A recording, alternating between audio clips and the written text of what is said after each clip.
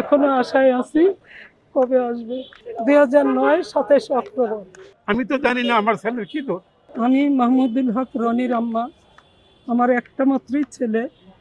আমার ছেলে ছাত্রদল করত। ও খিলগাঁও থানার জয়েন্ট সেক্রেটারি ছিল। 9 অক্টোবর 2027 সালে ক্যান্টনমেন্ট রজনীগন্ধা চেকপোস্ট থেকে ইঞ্জিনিয়ার আমার ছেলেকে ধরে নিয়ে যায়। আমার ছেলে কম্পিউটার ইঞ্জিনিয়ার ছিল। আমার ছেলেকে চেকপোস্ট থেকে সিভিল ড্রেসে কয়েকজন ধরে নিয়ে যায়। আধা ঘন্টা পরে চেকপোস্টে কর্নেল জিয়ার টিম এসে সাদা গাড়িতে তুলে নিয়ে যায়। আমি যখন সংবাদ পাই শিরিন সুলতানার ভাইয়ের মাধ্যমে, সে রিং করছিল আমার ছেলেকে 9টায়। তো ও শুধু বলছে যে রজনীগন্ধা চেকপোস্টে কারা যেন আমাকে ধরছে, আর কিছু বলতে পারেনি। ওর কাছ থেকে মোবাইলটা নিয়ে যায়।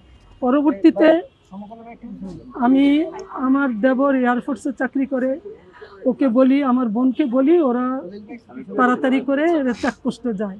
চেকপোস্টে যেয়ে ওখানে ডিউটিরত অবস্থায় মিলিটারি পুলিশ শাহাদাত, এমপি শাহাদাত ছিল, আর 3জন সিপাহী ছিল।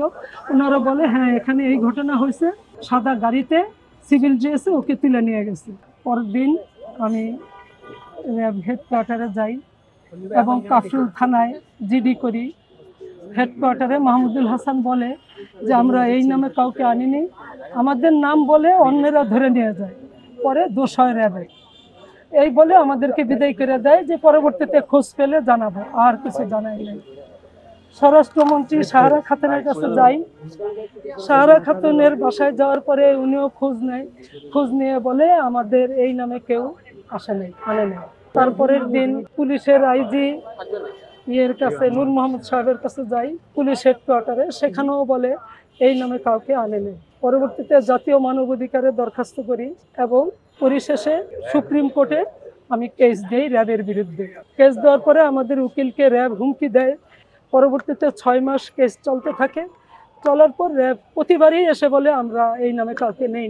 পরবর্তীতে র্যাব হাইকোর্ট থেকে কেস খারিজ করে দেয়।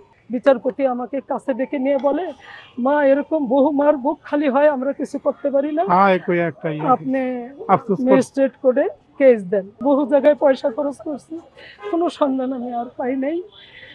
এখনো আশায় আছি কবে আসবে। এখন এই